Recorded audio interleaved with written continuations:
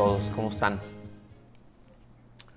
Pues el día de hoy vamos a ver el tema número 14 ya de esta serie, El verdadero amor. Y bueno, este tema se llama, ¿están listos? Este tema se llama abstenerse, la pata de palo. ¿Cuántos conocen esa expresión, la pata de palo? ¿Cuántos saben lo que es la pata de palo?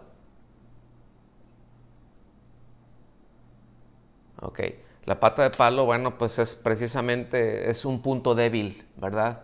Así como los piratas, ¿no? Que tienen un parche, tienen un perico acá en el hombro y tienen una pata de palo, ¿verdad? Es decir, ese es un punto débil, eso es algo en donde no se puede uno apoyar mucho porque precisamente es débil.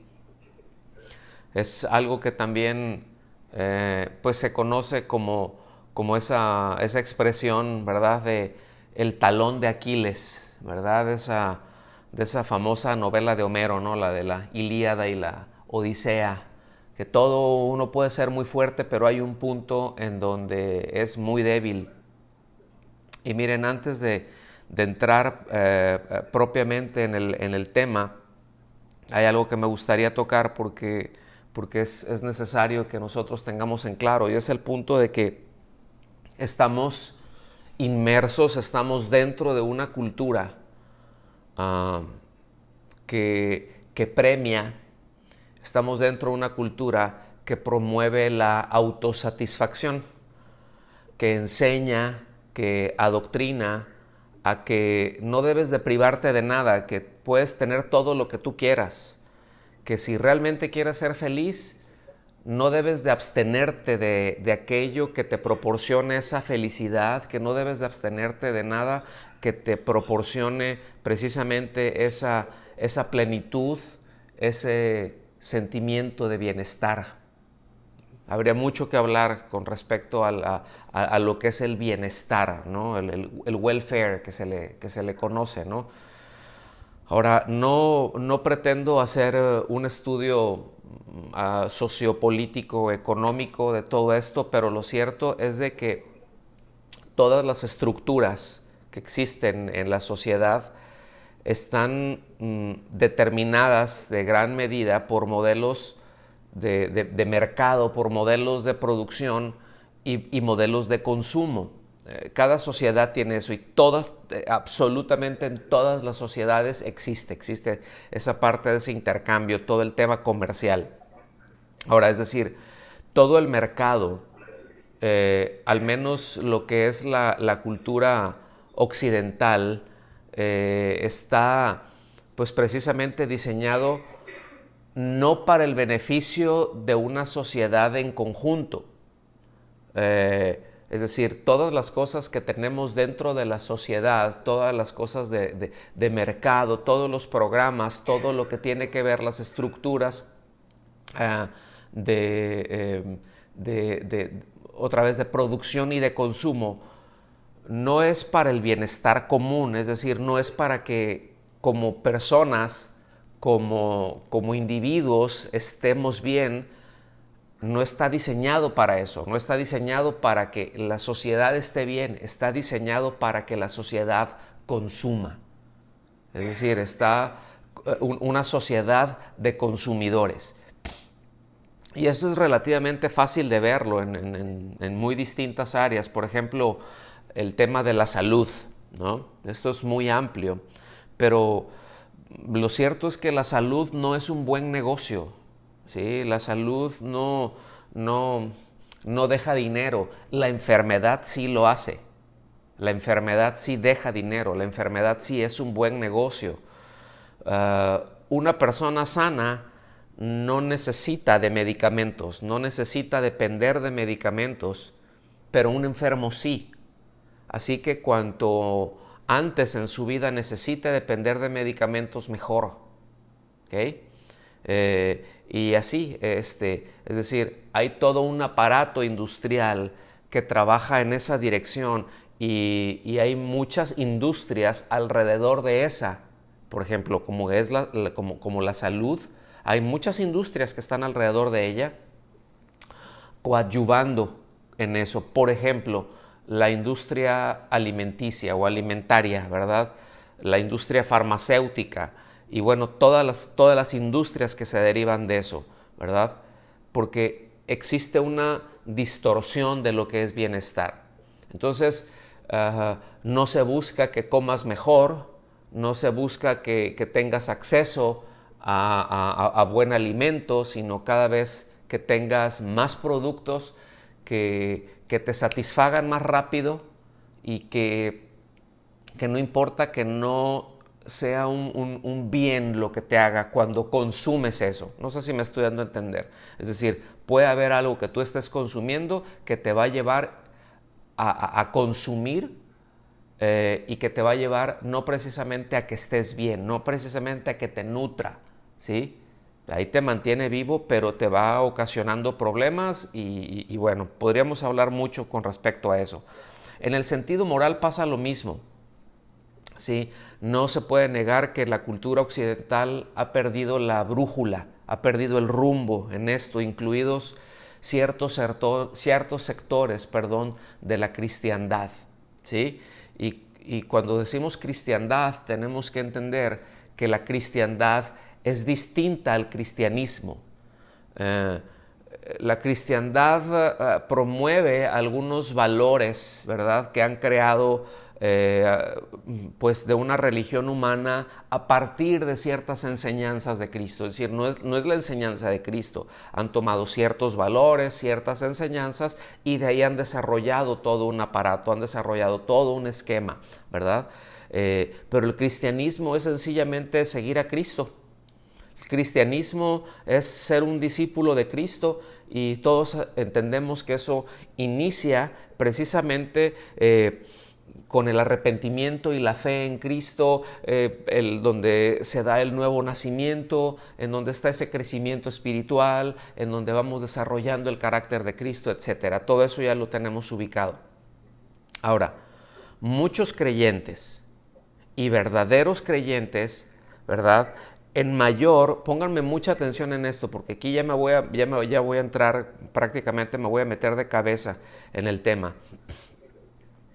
Pero en mayor o menor medida son asimilados por la cultura, son asimilados por ese sistema de valores que los rodea y te puedes dar cuenta, como lo hemos mencionado en otras ocasiones, por los conceptos que tienen, los enfoques que tienen de distintas cosas en su manera de cómo veo, por ejemplo, cómo veo el matrimonio, qué concepto tengo de los hijos, qué concepto tengo de la iglesia, qué concepto tengo de muchas cosas. Y nos damos cuenta de que esos puntos de vista, de que esos pensamientos que nosotros tenemos, que esos conceptos que nosotros tenemos son más parecidos a lo que el mundo dice que lo que Dios establece en su palabra. ¿Me están siguiendo hasta aquí? ¿Sí? Porque no sé si me están escuchando o no. Yo los veo que están muy quietos. Ok, muy bien. Entonces sí están escuchando. Entonces, repito, esta cultura, lejos de decirte abstente, espérate, no vayas por ahí, es todo lo contrario. Esta cultura te dice, ¿quieres tener placeres desordenados? Adelante. ¿Sí? ¿Te estorba la vida humana? Pues no hay problema, elimínala. Y ahí está, te encuentras con el aborto, cosas como la eutanasia, que por cierto, a partir del 2022, no sé cuántos sabían esto, pero a partir del 2022 la Organización Mundial de la Salud declara que ya la vejez, no sé a partir de qué edad, no tengo ese dato, pero la vejez será considerada como una enfermedad. O sea, imagínense, la vejez considerada como una enfermedad, por lo tanto, una enfermedad es eliminable. Un enfermo va a ser eliminable. Por eso es una cultura de muerte. Por eso la presión en distintos países en las distintas legislaturas, ¿verdad?, para incluir leyes de eutanasia y ni qué decir del aborto, ¿verdad? Yo creo que todos de alguna manera y en alguna medida ubicamos esto. Ahora, vengan conmigo por favor a Daniel capítulo 1. Daniel capítulo 1, y voy a leer del versículo 1 hasta el versículo 9. Me voy a detener en algunos puntos muy rápido, pero me dejan saber cuando llegaron por favor allá a Daniel capítulo 1.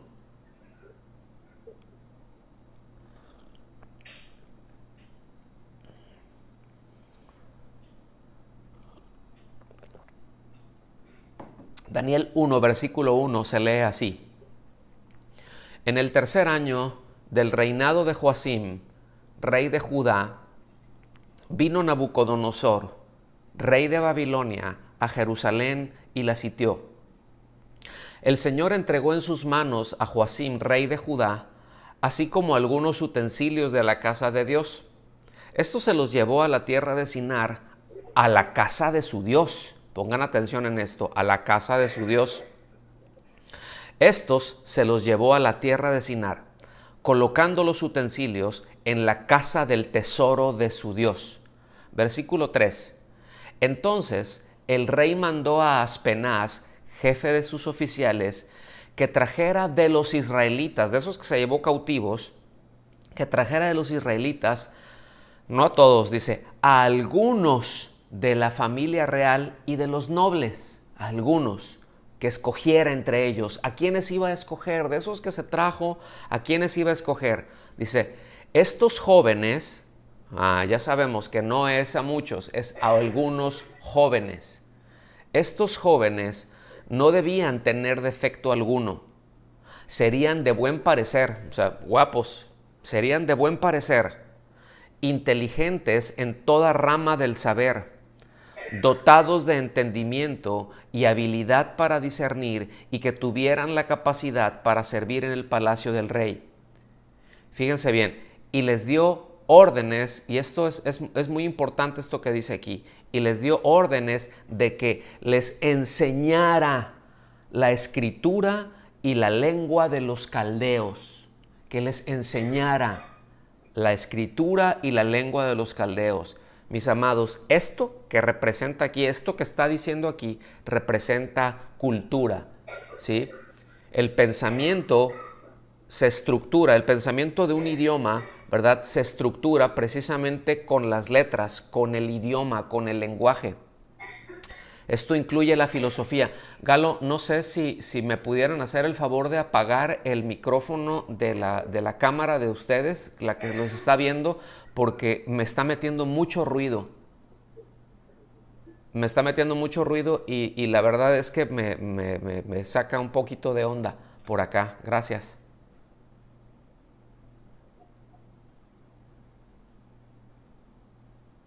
Ahí está. Gracias. Perdón.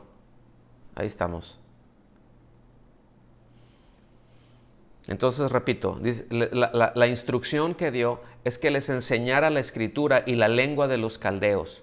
Entonces, repito, esto tiene que ver con filosofía y letras, esto tiene que ver con cultura, tiene que ver el pensamiento de los caldeos, ¿verdad? Porque miren, todas las culturas además tienen elementos de fe, ¿sí? Tienen esos elementos de la religión. Todas las culturas tienen su Dios, absolutamente todas las culturas tienen su Dios, y esto incluye la escritura y la lengua, ¿sí? Esto se incluye ahí, eso es todo lo que se enseña, son parte de ese conjunto de valores que se enseña, porque eso es una cultura no es nada más la música y la comida, ¿sí? Ay, pues la cultura mexicana, el mariachi y los tacos, ¿verdad? Eso forma parte, ¿no?, del folclore, eso forma parte de ciertas tradiciones en algunas regiones, en este caso de México, ¿verdad? Pero la cultura es muchísimo más que eso. Continuamos, el versículo 5 dice, el rey les asignó una ración diaria de los manjares del rey y del vino que bebía. Hasta aquí todo parece inocente y todo parece que nada más les dijo, bueno, pues denles una buena comida y ya, pero no. Todo esto tenía aspectos religiosos. Cuando se está refiriendo a la comida y el vino que el rey bebía, lo que se hacía en el palacio, incluía aspectos religiosos. Es decir, eran manjares que eran ofrecidos, ¿verdad? Que se consumían en honor a deidades, entonces contenían ese elemento religioso que iba enfocado a honrar a esas deidades, ¿sí? Porque les voy a decir algo, los caldeos dicen es que eran paganos y todo eso, pero era gente muy inteligente, era gente muy preparada, ¿sí? Tenían unos sistemas de traslado de agua impresionantes, tenían unos sistemas hidráulicos impresionantes. Escuchen bien, la ciudad de Babilonia era una ciudad impresionante. Lo que nosotros ahorita podemos ver como Bagdad, ¿sí? Era una ciudad impresionante, ¿sí? Entonces dice, y mandó, escuchen bien, dice que les asignó una ración de comida diaria, ¿verdad? Es decir, estos van a comer bien, ese grupo que está ahí va a comer bien. Pero escuchen bien, dice, y mandó que los educaran por 3 años. Ahora, esta versión, la Nueva Biblia de las Américas, lo traduce así, mandó que los educaran por 3 años. El vocablo que se utiliza ahí para educar, ¿verdad? Que se tradujo como educar, es el vocablo gadal. Y gadal, su denotación, es decir, lo que significa es criar, quiere decir hacer crecer, que es como lo tiene traducido Reina Valera y está perfecto como está traducido, es muy correcto, ¿sí? Criar. Ordenó que los criaran por 3 años, que los tuvieran ahí por 3 años. Ahora, su connotación no es criar. La connotación que tiene, es decir, lo que evoca es adoctrinar, formar, educar, ¿sí? Así que esta traducción lo tiene como educar, es más precisa. Aquí se van a acordar de algo de lo que vimos el miércoles, para que van a ver qué importante es hermenéutica. Aquí le da el sentido original del texto, ¿sí? Es importante la hermenéutica, ¿no? Entonces les dice, para que los eduquen, los formen, hay todo un proceso de formación de 3 años en la cultura babilónica, en la cultura caldea, en las letras, en la religión, en el pensamiento. Y después dice, después de esos 3 años, entrarían al servicio del rey. Dice, entre estos estaba, o sea, hubo muchos, pero entre estos estaba Daniel, Ananías, Misael y Azarías de los hijos de Judá. Entonces, el jefe de los oficiales les puso nuevos nombres. Digan conmigo, nuevos nombres.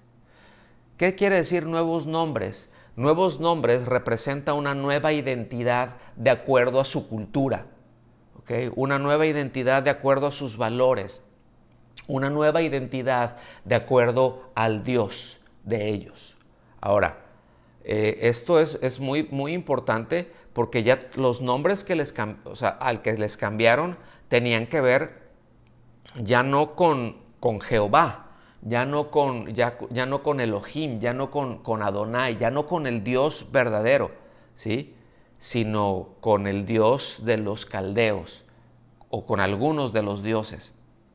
A Daniel, dice el versículo, le puso Belsasar, a Ananías Sadrac, a Misael Mesac y a Azarías Abed-Negó.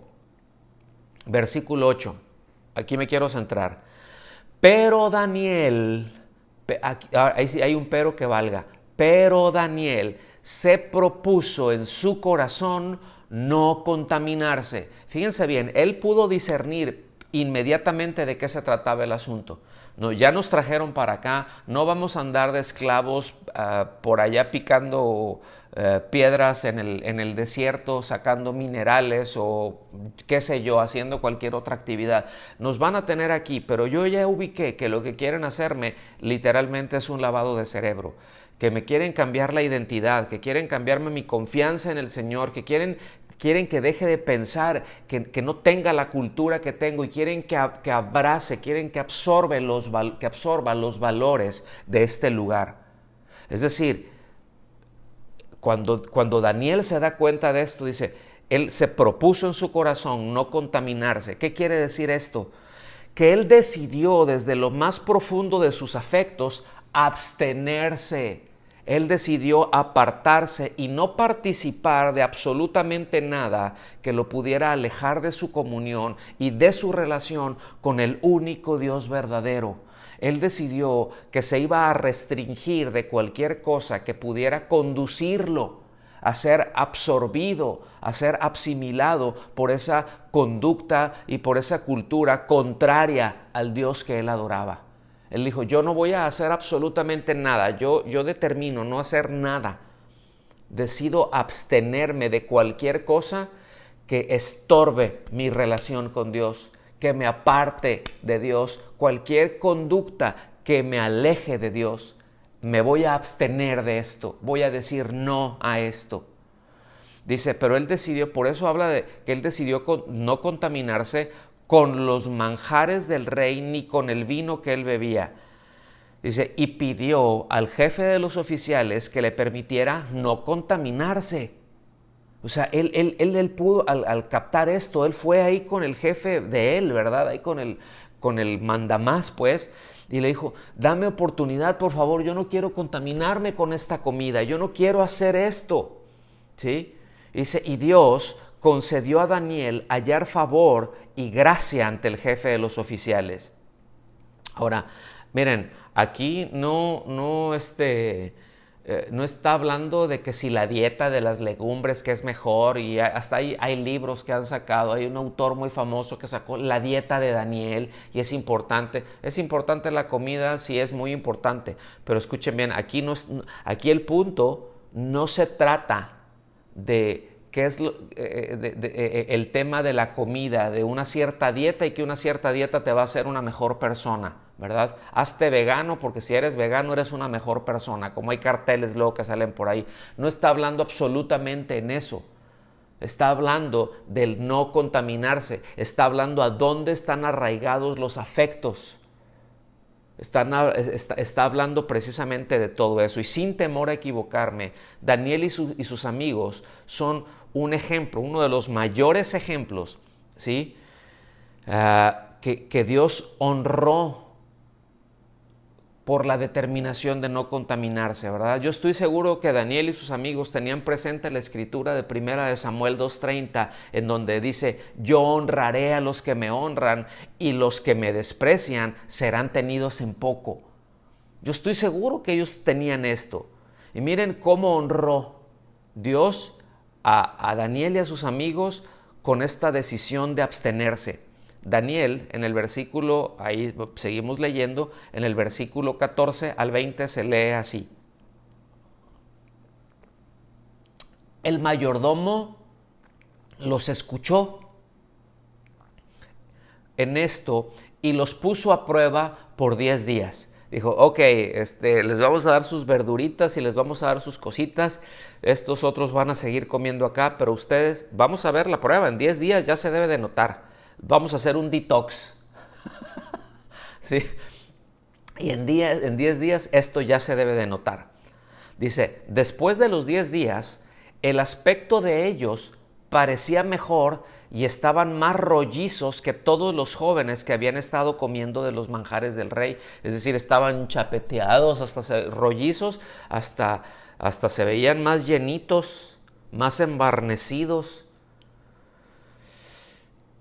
Versículo 16 dice, así que el mayordomo siguió suprimiendo los manjares y el vino que debían de beber y les daba legumbres.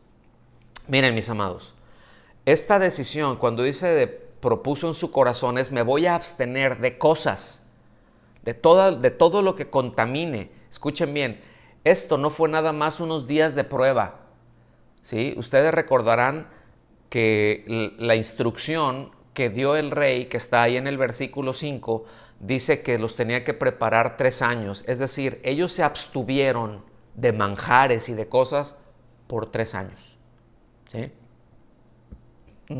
Aquí se lee rápido, pero ¿por qué menciono esto? Porque escuchen bien, en nuestra cultura, incluso muchos de nosotros podemos tener mucho apego, muchos afectos a comidas o a la comida, ¿sí? Hay cosas en donde uno puede estar tan absorbido por la comida y es tan importante la comida y no me quites esto y no puedo, porque no, ¿cómo me vas a quitar esto? ¿Sí? O no, ¿cómo voy a dejar de comer esto? Ahorita voy para allá porque esto se va a poner bueno. Versículo 17. A estos 4 jóvenes, vean cómo Dios los honró. A estos 4 jóvenes, Dios les dio conocimiento e inteligencia en toda clase de literatura y sabiduría. O sea, Dios les enseñó, empezaron, pero tremendo. ¿Sí? Dice, además, es decir, no solamente que eran muy buenos en toda literatura y sabiduría, dice, además Daniel entendía toda clase de visiones y sueños. Es decir, esto ya, la interpretación de sueños, de visiones, esto ya venía de parte de Dios, que podía discernir desde lo más profundo lo que había en el corazón y las cosas que se estaban manifestando, él las podía discernir, las entendía. Versículo 18, después de los días que el rey había fijado para que fueran presentados, o sea, después de 3 años, el jefe de los oficiales los trajo a Nabucodonosor. El rey habló con ellos, o sea, tuvieron una entrevista con el rey. Ahora, escuchen, Nabucodonosor, este rey o este emperador, ha sido uno de los reyes más cultos y más preparados de la historia.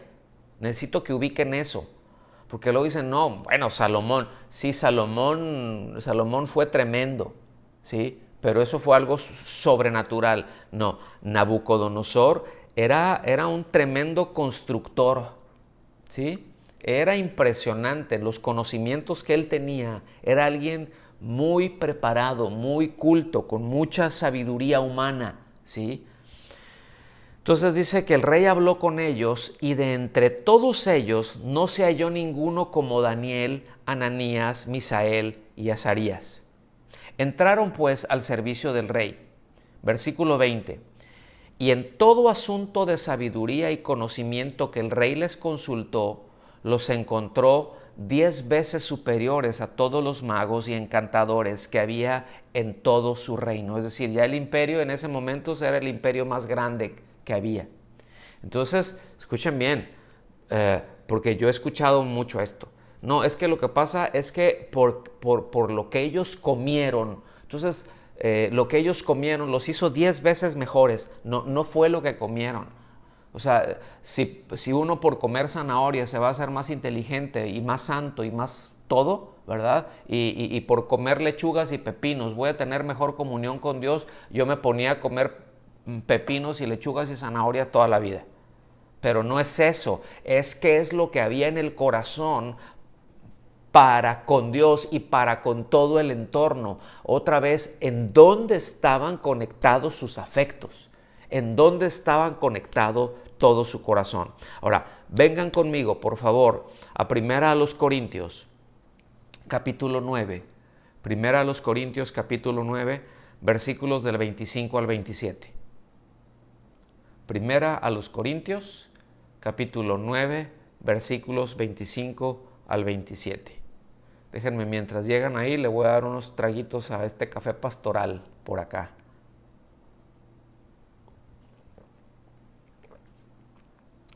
Dice, todo el que compite en los juegos se abstiene de todo.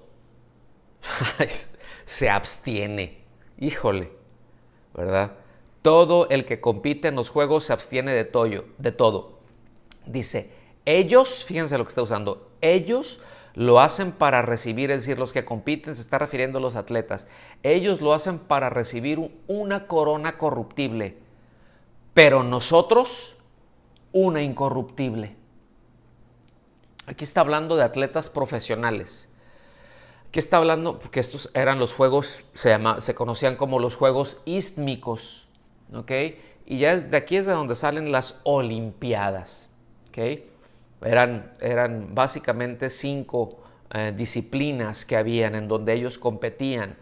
Y escuchen bien, aquí lo que nos está hablando es que un atleta profesional tenía un tremendo dominio propio y rechazaba cosas que aún eran lícitas, pero que le impedían estar en forma para la competencia.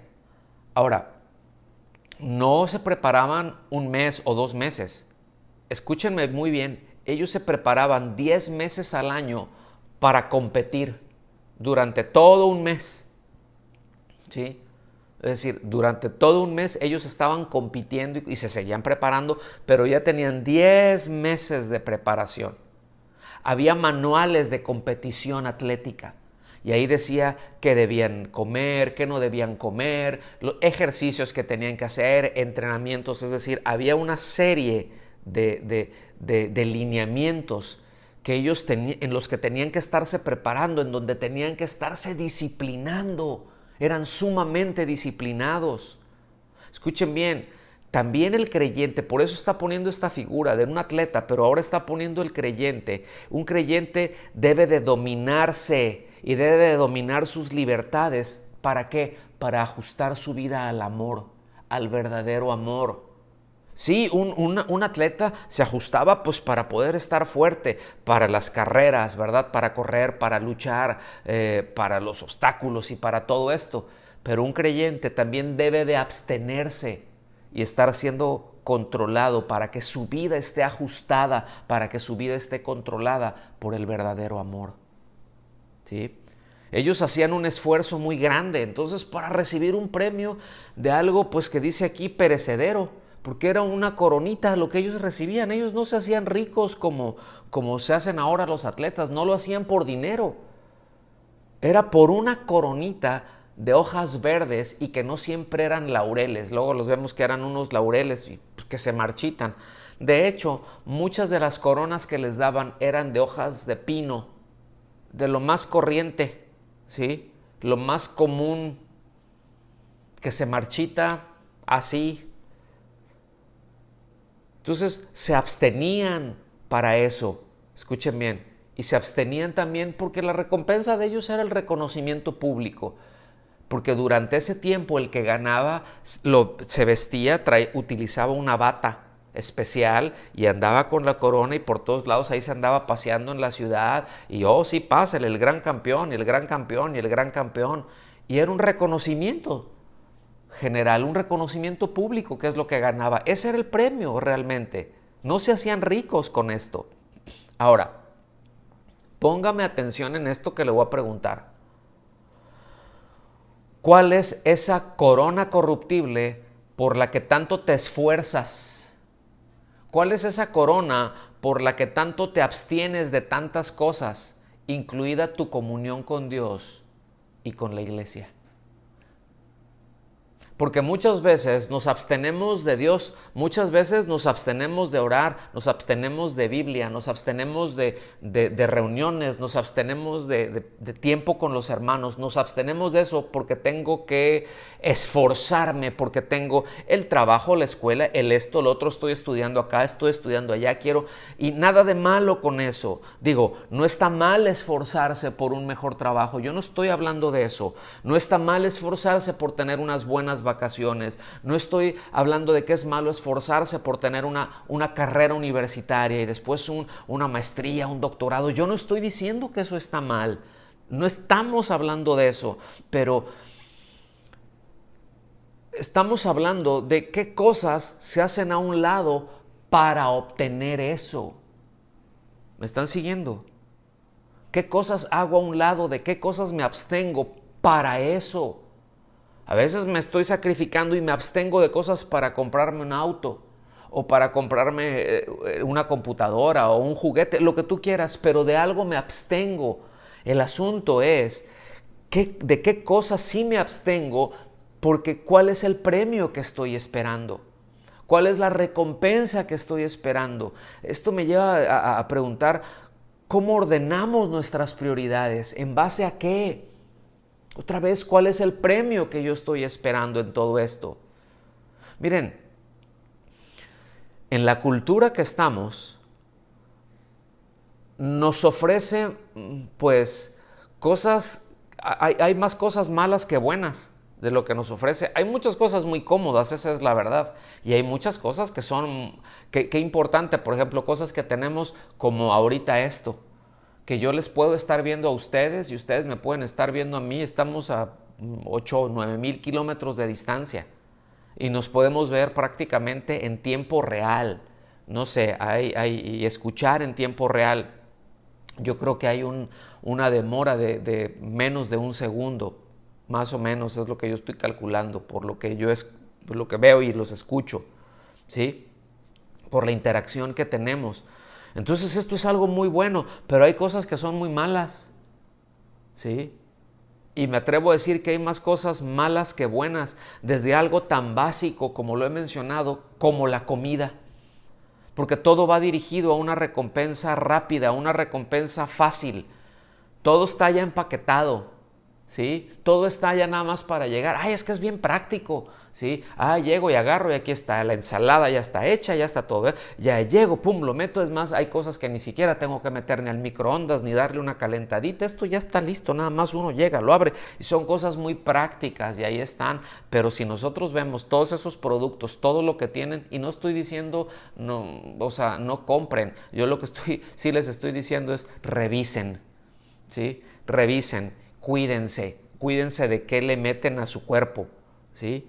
Porque, escuchen bien, hay mucho más cosas que se intrincan en el corazón. O sea, yo aquí estoy nada más, pues estoy poniendo un ejemplo, algo muy rápido, ¿sí? Yo estoy diciéndoles nada más, bueno, pues la comida, todo eso, pero hay muchas cosas dentro de la cultura en donde se van arraigando en nuestro corazón. Hay muchas cosas que se van enredando en nuestros afectos y que hacen muchas veces, la verdad de las cosas, en esta cultura que tenemos, es misión imposible decir que no. Hace misión imposible decir, basta, yo no voy por aquí, yo no voy a ver esto, yo no voy a participar de esto. Determino en mi corazón no contaminarme. Mis amados, tenemos ejemplo en eso. Aquí ya estamos hablando de hábitos. Estamos hablando de hábitos que por falta de convicciones sólidas, no de información correcta. Eso ya lo vimos la semana pasada. ¿Recuerdan el tema anterior? ¿Sí lo recuerdan? Ok. Pero esos hábitos que por esa falta de convicciones sólidas esclavizan la voluntad, mis amados. Escuchen bien, esclavizan la razón, el entendimiento, llevan a hacer locuras. ¿Sí? Hay hábitos que se llegan a tener, hay de repente cosas que no se pudo decir que no, y literalmente, como dice la Escritura, los lleva como un buey al degolladero, como una verdadera bestia, como un verdadero animal que ya actúa sin razonar. Sí, ya sé que está mal, pero ya ni siquiera puedo reaccionar a esto, ya ni siquiera, sí está mal, pero ya que me lleve, ya estoy enredado en esto, y sí, otra vez, y estoy hablando, ya aquí ya no es de me como otro taco, me como otra pizza, aquí yo estoy hablando de cosas que tienen que ver con una moralidad, ya estoy hablando de cosas, de hábitos y de prácticas en donde entran en pecados, en donde entran creyentes nacidos de nuevo simplemente porque ya están embotados, porque su voluntad y porque su razón, escuchen bien, ya fueron entregadas al Dios de este siglo, o a un Dios, a un ídolo, que a fin de cuentas, bueno, ya vamos a hablar más acerca de eso, pero no tienen la convicción de abstenerse, no tienen la convicción de decir no, no tienen la voluntad de decir no. Bueno, si es algo que deseo, pero voy a decir que no. ¿Cómo voy a entrar en esto? ¿Cómo voy a decir que sí a esto? Esto es contrario a mi Dios, es contrario a todas las cosas, ¿sí? Ahora sí que, aún en el mundo, esto es una aberración. ¿Cómo voy a decir que no? Pues si ustedes piensan que estoy exagerando, no estoy exagerando. Se entran en esas cosas. ¿Quiénes? Creyentes. Y por eso vemos luego escándalos. Ay, ¿cómo es posible que fulano de tal? Ay, ¿cómo es posible que el pastor tal? Ay, ¿cómo es posible que la hermana tal? Pues sí, entraron en estos otra vez. ¿Por qué? Porque ya su voluntad ya quedó esclavizada, porque no dijeron basta, porque no dijeron no, porque no se pudieron abstener y como bestias los llevaron al degolladero. ¿Sí? Sí, sé que esto me hace daño y sí, sé que esto daña a quienes están cerca de mí, pero no me importa, me gusta. Me hace sentir relajado, me hace sentir en libertad, me hace sentir, por un momento puedo ser yo. ¿Sí me explico?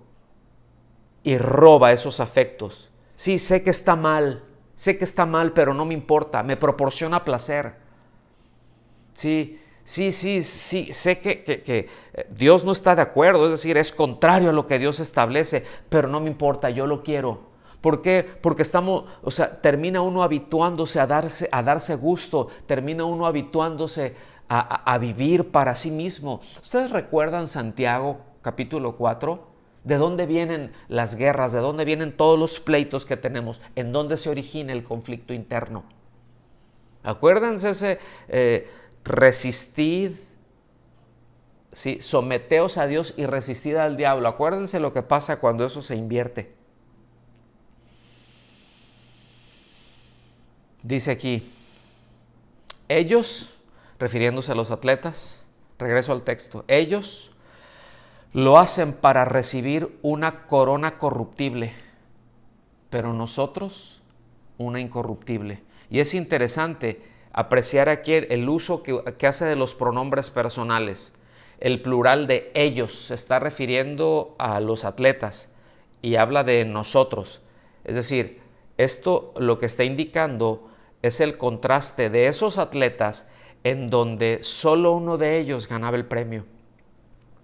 Competían, participaban muchos, pero solamente uno tenía el premio. Solamente a uno le daban el reconocimiento. ¿Sí? La diferencia cuando habla nosotros, aquí habla de todos los creyentes, la pluralidad de los creyentes, ¿sí?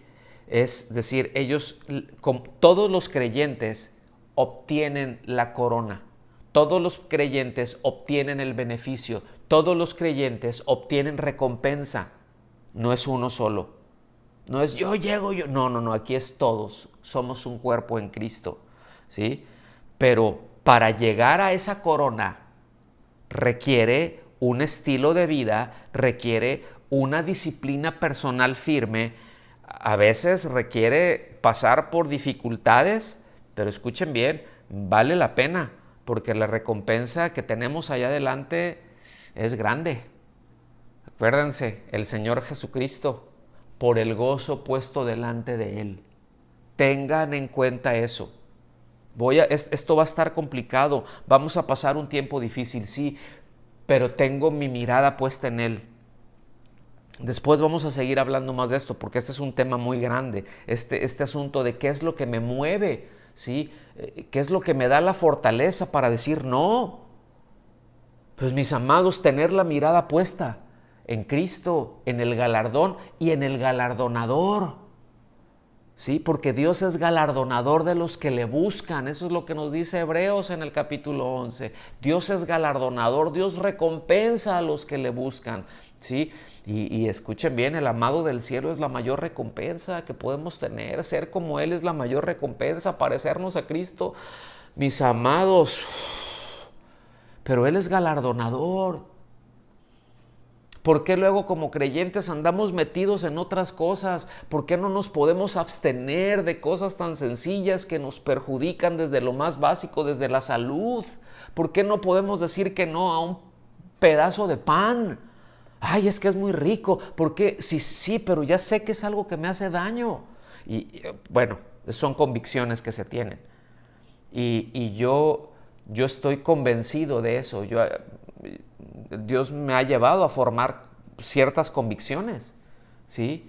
En donde digo, sí, yo ya sé que es en lo personal, les abro mi corazón, pero yo digo, bueno, pues, híjole, pues es que esto me va a hacer más daño que bien, entonces, ¿por qué voy a practicar esto? No quiere decir que no me voy a comer un postre por ahí de vez en cuando, pero lo que sí tengo la convicción de no comerme y de no atiborrarme de postres, ¿Sí me explico? Ay, ¿qué tiene? Es que está muy bueno, es que está muy bueno. Sí, la recompensa es rápida y ahí está y es muy momentánea, pero el daño es permanente.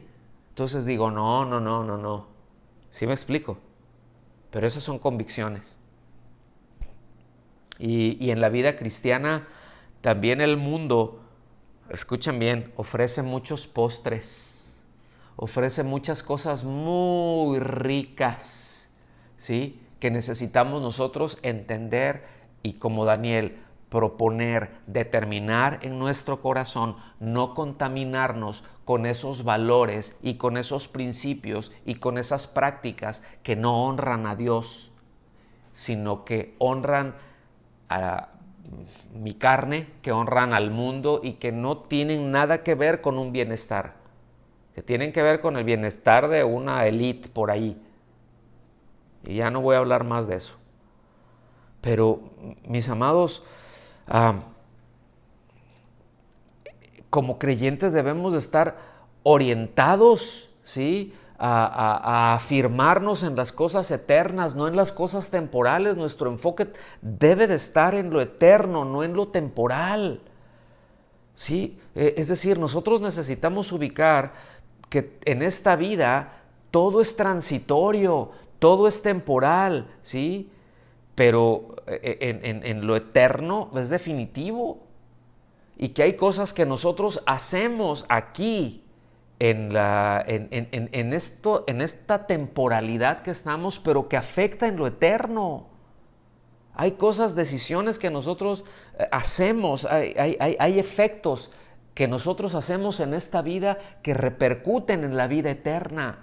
Hay decisiones que nosotros tomamos que repercuten. Y que nosotros necesitamos ubicar, otra vez, es que necesito hablar más de esto, orientados, puesta la mirada en el Señor. Me regreso ahí, vamos al versículo 26, primera a los Corintios 9, 26. Dice, por tanto, yo de esta manera corro, no como sin tener meta, o sea, no estoy corriendo nomás a lo loco, ¿verdad? En sus marcas, listos fuera y ¡pum! Y me agarro corriendo para ningún lado. No, tengo una meta, tengo un objetivo y voy por ahí. Yo corro, no como sin tener una meta. Ahí está utilizando una figura, ¿sí? De esta manera peleo, no como dando golpes al aire. O sea, no me suena la campanita, tin, tin, y empiezo a tirar golpes para todas partes. No, o sea, soy certero. Y aquí lo que Pablo expresa es el testimonio de que la forma en la que él está actuando en su vida cristiana, en esta carrera, porque pone ese ejemplo. En Hebreos también, el escritor de la carta a los Hebreos también utiliza eso, puesto que tenemos en derredor nuestro tan grande número de testigos. Despojémonos de todo del peso del pecado que nos asedia, que nos está acechando. Vamos a despojarnos de todas estas cosas, vamos a abstenernos de todas estas cosas que nos impiden correr, de las cosas que nos estorban. Sí. No voy a llegar como un corredor, ¿verdad? Vean ahorita las Olimpiadas que acaban de pasar. Los corredores, ¿cómo llegaban? Llegan con unas zapatillas súper flexibles, súper ligeras, la ropa así. No llega a la carrera de los 100 metros, ¿verdad? Uno con un visor, con un snorkel, con unas aletas, con un traje de buzo, ¿verdad? Con el tanque de oxígeno y a correr. No, porque todo eso estorba. Tenían que vestirse de una forma adecuada, conducirse de una manera adecuada, de acuerdo a en lo que están compitiendo. Y esa es la figura que nos muestra. Nuestra conducta debe de ser adecuada en esta vida, debe de ser congruente, no me debe de estorbar en absolutamente nada, pero no estorbos para obtener las cosas de esta tierra, sino en las cosas eternas. Y no estoy hablando de ganar la bendición, no estoy hablando de eso, sino en actuar en conformidad a la naturaleza que hemos recibido de Cristo. Sí, aquí el apóstol Pablo tiene la vista puesta en la meta y lo que está diciendo que no corre con incertidumbre como si no supiera a dónde dirigir su esfuerzo, sino que él sabe a dónde dirigir su esfuerzo. Eso es lo que nos dice, repito, ahí en Hebreos 12:2, es lo que nos dice en Efesios 3:14, dice yo dejo las cosas que están, yo prosigo a la meta, al llamamiento perfecto. ¿Sí? A lo que me llamó Cristo, ahí voy avanzando, ahí estoy corriendo. Y si hay cosas que me impiden eso, hay cosas que me estorban, me voy a abstener, voy a decir no a esto. ¿Sí? Y no al revés, porque yo les he comentado en otras ocasiones esto. A veces, miren, cuando tenemos cosas que hacer y que andamos tan ocupados porque tengo este trabajo, porque ya agarré esto, porque tengo aquello, lo primero de lo que nos abstenemos normalmente, ¿sí?, es de orar, de leer la Biblia, de asistir a las reuniones. Es decir, las cosas, las disciplinas espirituales, porque decimos, es que no tengo tiempo para orar, no tengo tiempo para leer porque ando y tengo esto. Y Dios entiende, y Dios sabe. Ay, Cristo sabe. Pero aquí no, mis amados, no es así, no estamos hablando de esto, ¿eh? O sea, necesitamos entender eso. Miren, Martín Lutero decía una cosa. Dice, yo normalmente, lo estoy citando no literal, ¿sí? Pero él decía esto, en sus memorias él decía esto. Yo normalmente, antes de empezar cualquier actividad durante el día, lo primero que hago es orar y pasar tiempo con el Señor y con las Escrituras por 3 horas. 3 horas, ¿sí? Y dice, y si tengo mucho trabajo, oro 4. Pongan atención, no se abstenía. O sea, ¿cuál es la enseñanza en esto? Es que tengo mucho trabajo. Y cuando reconocemos, sí, tengo mucho trabajo y tengo muchas cosas que hacer, no me puedo abstener de Dios, porque de hecho necesito a Dios para poder hacer más cosas. En primer lugar, necesito estar bien con Él. Y tengo muchas cosas, y como sé que tengo muchas cosas, no solamente, ahora no lo hago porque quiero utilizar a Dios para que me ayude en sacar adelante las cosas que tengo.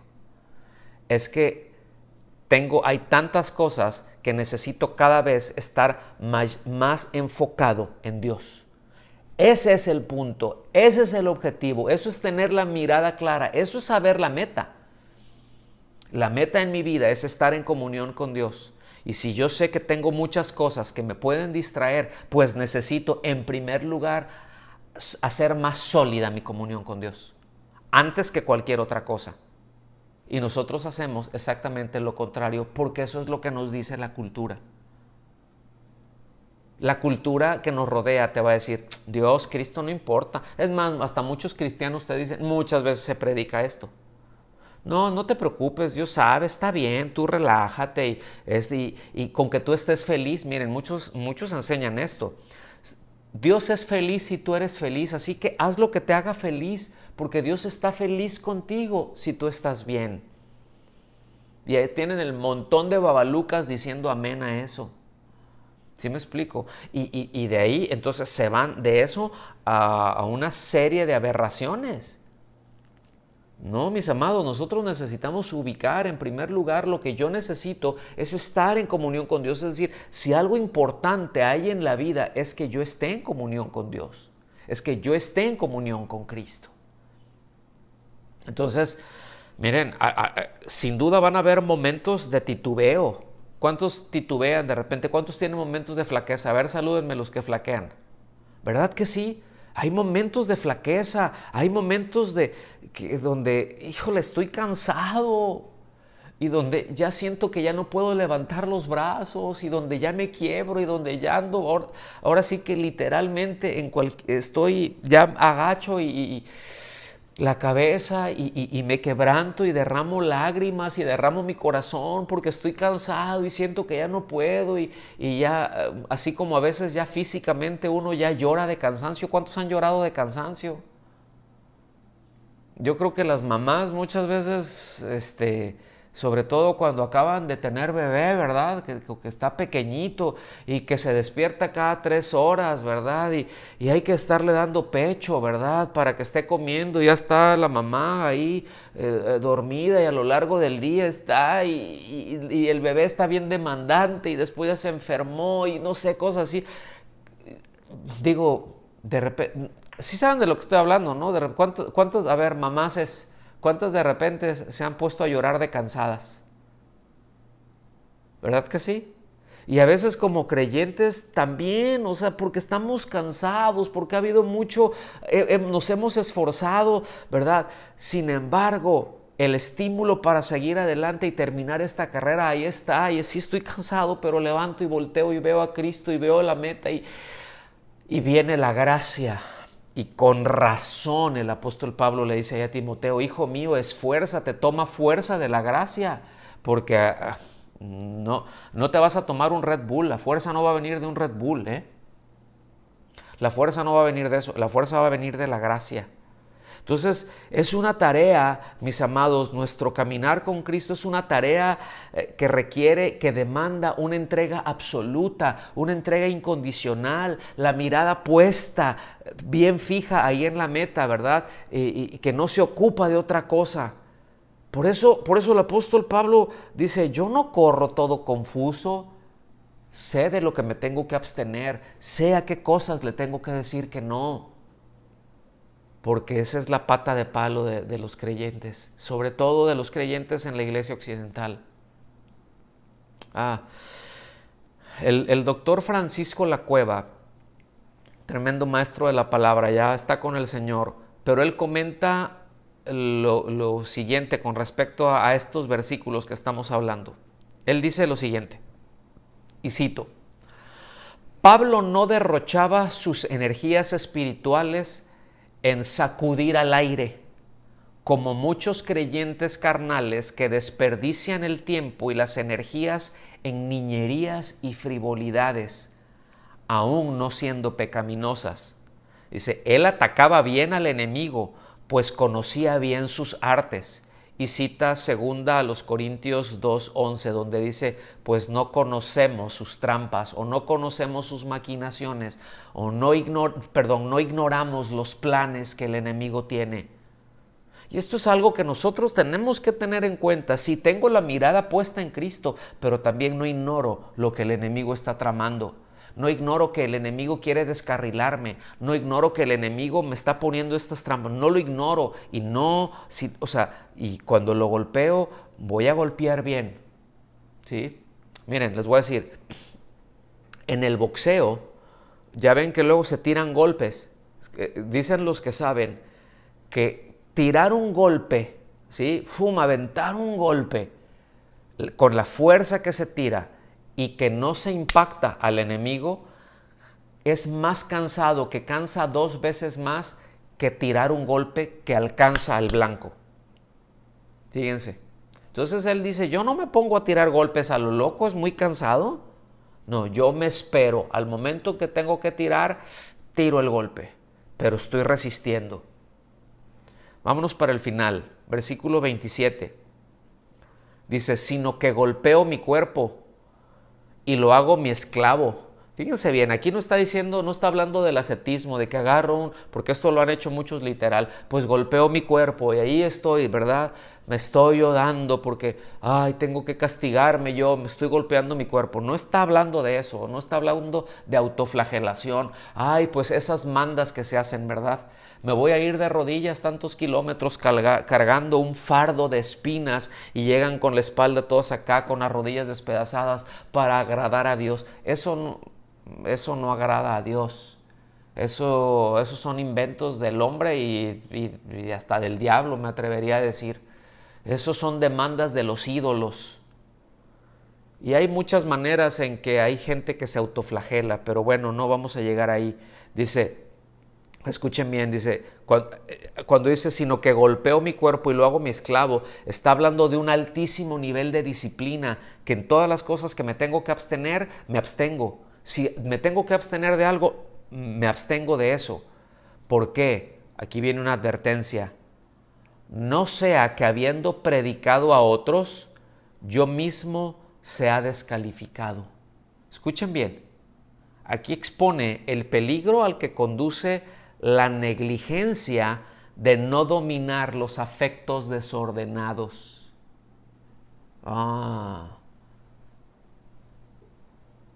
De ninguna manera está hablando de pérdida de salvación. ¿Sí? Ahorita voy a tocar muy rápido eso. No está hablando de ninguna manera de la pérdida de salvación. Aquí está hablando de la pérdida de recompensa. Está hablando de ser descalificado. Está hablando que está el tribunal de Cristo, ¿verdad? Y que como creyentes vamos a ser juzgados lo que hicimos como creyentes. ¿Sí? Pero que como en esta vida, escuchen bien, cuando, esto que voy a decir es algo muy feo y es algo muy doloroso porque se trata de cosas que nos impactan, ¿sí? Si no nos abstenemos de ellas. Es decir, luego se dice, bueno, es que todo me es lícito. No, la Biblia dice que todo me es lícito, pero que no todo conviene. Escuchen bien, ese dicho de todo me es lícito no es una instrucción apostólica, Eso es un dicho que se decía, ¿sí? Puedo hacer de todo, pero no todo conviene. Es decir, porque no todo es lícito. La inmoralidad no es lícita, no es de que no sea conveniente, no solamente no es conveniente, ¿sí? No es lícita. Entonces no es de que puedo hacer todo y no pasa nada. No, sí pasa, te descalifica. Hay cosas, miren, puede haber hay pecados en que como creyente uno puede incurrir y que pudiste haber tenido una impresionante vida durante toda tu vida como un ministro de Cristo y sin embargo se incurre en ese pecado, ¿verdad? Y por no haberse abstenido, por no haber refrenado esa locura, viene a sufrir una descalificación. No es una pérdida de salvación, pero ya no puede seguir siendo un ministro de Cristo. Ya no puede seguir ministrando. No puede seguir ministrando la palabra de Dios. Consecuentemente, hay una pérdida de recompensa y eso es muy triste. Y sí se da. Y sí se da en medidas grandes y dolorosas por no abstenerse. ¿Cómo se llama este tema? ¿Cómo se llama este tema? Abstenerse, la pata de palo. Porque hay veces se cede a esos, ahora ¿desde dónde viene?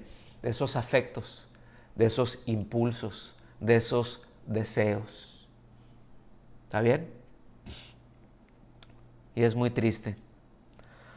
Por cierto, esta última frase que mencioné, que no se está refiriendo a pérdida de salvación, cuando dice yo mismo venga a ser descalificado, yo ya he sido heraldo, yo ya he anunciado, ahora que yo venga a ser descalificado, pues repito, no está hablando de pérdida de salvación, pero el texto lo han utilizado como si significara la condenación eterna y no es así, pero sí se debe a algo y es a la interpretación de la traducción que hizo Jerónimo de la Vulgata latina, es decir, la traducción de la Biblia al latín, porque él utiliza la palabra ser descalificado, él utiliza la palabra reprobus, que quiere decir réprobo, que quiere decir condenado al infierno. O sea, la palabra que está en el original, en el koiné, no es réprobo. La palabra que está en el koiné es adóquimus. Y adóquimus quiere decir simplemente alguien que es indigno, alguien que no pasó la prueba, que fue probado y no pasó. ¿Sí? No que está condenado al infierno. Entonces, o a la condenación eterna. Entonces, no está hablando de eso. Pero ese es un problema muy serio de traducción. Y hay versiones que se apoyan en la Vulgata latina y no en el texto griego. ¿Estamos aquí? Y hay, por lo tanto, doctrinas que se han desarrollado en eso. No, es que pierdes la salvación. Oh, ya fuiste y perdiste la salvación, ¿sí? Porque, y de hecho hasta se habla porque es un réprobo. Y dentro de los ciertos grupos de la cristiandad mencionan, es que este es un réprobo, ¿sí? Reprobus, viene de ahí, del latín condenado eternamente, ¿sí? Pero eso no está en la Biblia, eso es una traducción, es una mala traducción. Yo no sé si tenía la intención o no de Jerónimo, ¿sí? Que dicen San Jerónimo, pero no era nada de santo ese Jerónimo. Tenía dicen que las crónicas dicen que tenía un temperamento terrible, ¿sí? Luego hablamos de él. Ya cuando hablemos más en la serie que acabamos de iniciar, en la de Interpretando las Escrituras, ahí lo vamos a tocar un poquito.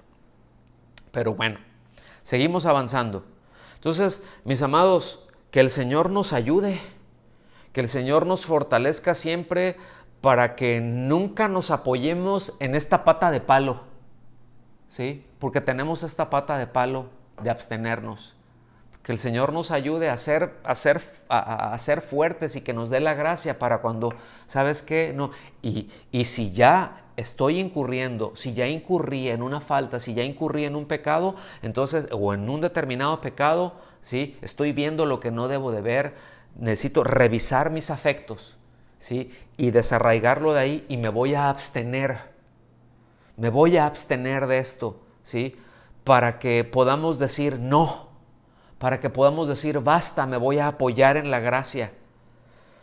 Voy a decir no, voy a decir basta, no entraré por esta puerta, ¿sí? Dejaré de practicar esto que Dios reprueba, porque cada día quiero parecerme más al amado del cielo, porque mi mirada está puesta en Él, porque la recompensa es eterna y la recompensa es insuperable, porque nada que yo pueda recibir de este mundo se puede comparar en lo absoluto. Y necesito la gracia de parte de Dios para que podamos decir, como decía el salmista, y termino con esto, mis amados, concluyo, ya les va a sorprender, pero hoy fue más corto el mensaje. El Salmo 73, versículos 21 al 28. Si me sigue con su vista, por favor. Que podamos decir como el salmista, cuando mi corazón se llenó de amargura y en mi interior sentía punzadas, entonces yo era torpe y sin entendimiento. Era como una bestia delante de ti. Sin embargo, yo siempre estoy contigo. Tú me has tomado de la mano derecha. Con tu consejo me guiarás y después me recibirás en gloria. ¿A quién tengo yo en los cielos sino a ti? Fuera de ti, nada deseo en la tierra. Mi carne y mi corazón pueden desfallecer, pero Dios es la fortaleza de mi corazón y mi porción para siempre. Porque los que están lejos de ti perecerán. Tú has destruido a todos los que te son infieles. Pero para mí, estar cerca de Dios es mi bien. En Dios el Señor he puesto mi refugio para contar todas tus obras. Mis amados, ¿en dónde está nuestro bien? Fuera de ti nada deseo en esta tierra. Estar cerca de ti, ahí está mi bien, Señor. Y si hay algo, si una cosa hay que yo haga, si una cosa hay que me aparte de ti, que no me permita acercarme a ti, me voy a abstener, voy a decir no. Y si estoy practicando algo que no me permite acercar a ti, voy a decir basta, para con esto. Me voy a abstener. Abstenerse es la pata de palo, es el punto débil, es uno de los puntos más débiles que tenemos y tenemos que estar, mis amados, muy pendientes, muy alertas, con la mirada muy puesta en el Señor. Amén. Vamos a orar y vamos a darle gracias. Señor, ¿a quién tenemos en los cielos sino a ti? ¿A quién tengo yo en los cielos sino a ti? Y fuera de ti, decía el salmista, nada deseo en esta tierra. Mi bien está en ti, Señor. Mi fortaleza en mi corazón eres tú, Señor. Tú eres el que me hace fuerte. No soy yo, Señor, pero es en tu gracia en donde tomo fuerza. Es de ti de donde viene la fortaleza de mi corazón para decir no, para mantenerme corriendo la carrera, no a lo loco, no extraviado, sino a la meta, bien enfocado a la meta, viendo los obstáculos que hay ahí en esta carrera, no golpeando al aire, no tirando golpes a lo loco, sino resistiendo al enemigo, sometiéndome a ti, pero resistiendo al enemigo y no al revés. Señor, en este mundo que nos rodea, que nos ofrece tantas cosas, que nos ofrece tanta autosatisfacción y que promueve de una y otra forma el hecho de no abstenernos. Señor, decidimos en este momento, proponemos en nuestro corazón no contaminarnos con nada que nuestra carne, el mundo y el enemigo nos ofrezca que nos alejen de ti. Todo lo que el mundo ofrece, todo lo que mi carne, a donde mi carne me lleva, todo lo que el enemigo ofrece, Señor, que yo pueda decir no, me abstengo de eso, no, basta con eso, no entraré por ahí, no participaré de eso, porque quiero caminar en santidad, porque quiero avanzar con el Dios de mi salvación. Gracias, Dios. En el nombre de Jesús, recibe tú siempre todo el honor. Amén. Amén.